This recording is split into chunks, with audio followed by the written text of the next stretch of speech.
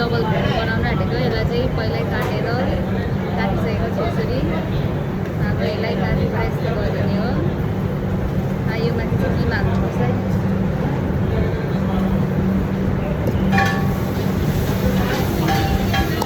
किमा हालिसकेँ। अब यसलाई चाहिँ गर्ने यसरी।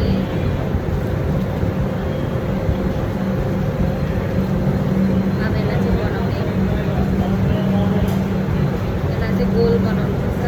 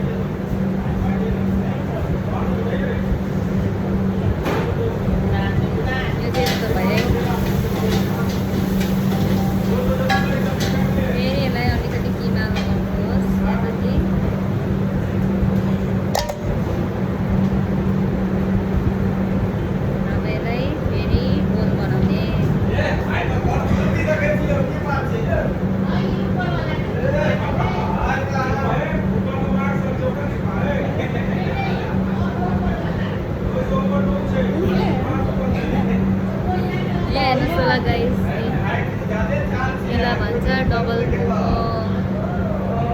तपाईँहरू एउटै सेम कलर पनि बनाउन सक्नुहुन्छ, डिफ्रेन्ट कलर पनि बनाउन सक्नुहुन्छ। हामी चाहिँ अहिले मोमो बनाइसकेर बरुतिर चाहिँ हल्का टाइम पास तिमीले बनाउनु थिएन न भन्दा रहेछ। यस्तो छ यसको डिजाइन चाहिँ। तपाईँहरूलाई यसको मलाई रेसिपी चाहियो भने चाहिँ प्लिज कमेन्ट गर्नुहोस् होला। कसरी बनाउँछ भन्ने चाहिँ तपाईँहरूलाई पनि यस्तै डिजाइनको सिक्नु मन छ भने चाहिँ प्लिज कमेन्ट गर्नुहोस्।